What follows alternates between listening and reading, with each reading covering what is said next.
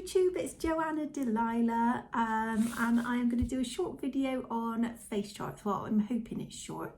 You know, if you've watched a few of my videos, you know I do tend to ramble on a bit.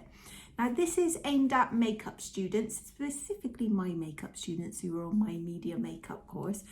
This will be useful if you are just starting out on a makeup course and maybe your tutors are asking you to do face charts of a makeup design and you're not too sure what they are. So I'm going to just talk to you about what they are and give you a few little tips on creating them and why makeup artists would use a face chart. So first of all, I've drawn, because I haven't actually got any blank face charts that I can find at the minute, because they're all in college. I have drawn, excuse my awful drawing, actually not too bad, I've done worse. I've just drawn out an outline of a face. And this is perfectly acceptable for you to use as a face chart, either for college or in industry. Excuse me. Excuse me. Tickling my throat. Now, if you Google face charts, particularly look on Instagram for face charts, there are some stunning face charts. And this book by Lan Nguyen is amazing. Sorry, Lan Nguyen Grealis. Is a beautiful book all about fashion makeup. It's got some amazing editorial makeup and things like that throughout, as well as lots of tips on makeup artistry. And what it's got at the back is a load of face charts. These are printed on nice paper as well, which makes it nice for the makeup to go on the paper. And as you can see, she's done them in a range of skin tones, which I think fantastic idea. And if you look, as I say, if you look on Instagram, you will see face charts done to this standard. Obviously, this is a blank, although it looks like an absolutely stunning portrait. So the idea is you would put your makeup on top of the face and just see how it all goes together. So yeah, as I say, some of them are absolutely gorgeous. And feel free, if you want to spend your time doing your face charts to the absolute best standard you can. I mean, why not? It's a lovely thing to do anyway. It's like colouring in, but for adults. Colouring in, but for makeup, I meant to say. So yeah, there's a wide range of how you can do face charts, and they are lovely. How I do face charts when I'm doing them on a job. So if I was doing a bride, I always do a face chart for every bride when I do the bridal trial. And what a face chart is for, it's for you really. It's only for me. It's not going to go anywhere. I'm not going to post a picture of it online. Well, I might do. But it's a diagram. So it's for you to remember when you go back on the big day. You'll have this face chart out and you'll be able to do the makeup without, you know, stressing too much or, you know, forgetting what it is that you used on the trial. So there's nothing wrong with doing a face chart completely haphazardly. Mine end up like this. So I'll be doing the bride's makeup on the trial and then thinking, yeah, we like that. So I'll have, for example, on my makeup brush, I'll do the eyes and then think, right, yeah, we like that colour on the eyes. So blob, there it goes. We wanted a red lip.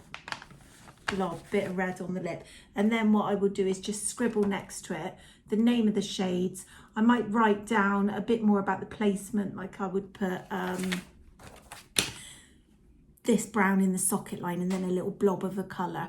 So mine ends up a complete mess, but to me it's whatever works for you really, and however is going to help you. So it doesn't have to be completely artistic and flawless.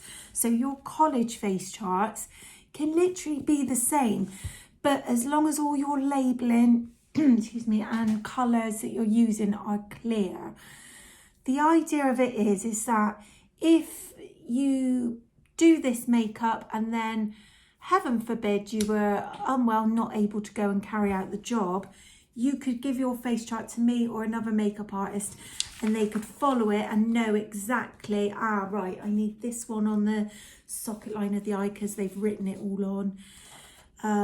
It's a step-by-step of how you do the makeup on paper. So really, really useful for, as I say, bridal or for clients or commercial jobs.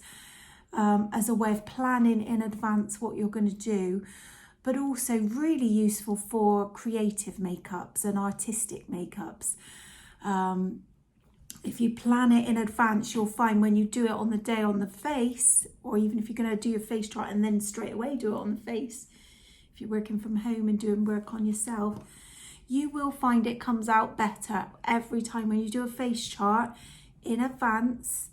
When you start working on the face, you've got more structure, you've got more of a plan, and you know exactly what you're doing. So working in makeup is all about efficiency, and it's an efficient use of time to do a face chart first.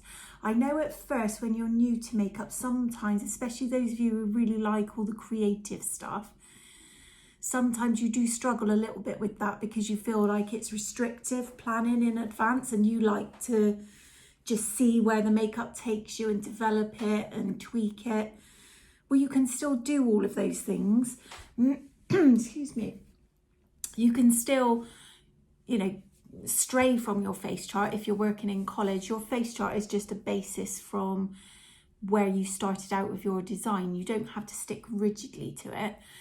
But when you're in industry, you very rarely, if ever, get the luxury of being able to make it up as you go along. You will always need a plan. You'll always need a face chart. And on the day of the shoot, you always need to be working efficiently and know exactly what you need and where it's going to go. So for makeup students, but also for makeup artists, face charts are kind of where everything begins. I feel like that might have been a bit rushed through, but still managed to waffle on for 7 minutes. So hopefully that's helped you. So for my students, when I ask for a face chart, it can literally just look like that and have writing scribbled over it. As long as it is a clear idea of what you're using, label the colours, note any techniques. And yeah, for other trainee makeup artists, that's what they are and what they're used for. Really, really useful and also quite fun to do. And if you want to do them beautifully, go for it. If you want to do them scruffy diagram, go for it. Like most things, you kind of choose your own way and what you do. So hopefully that was helpful. Thank you for watching. Take care.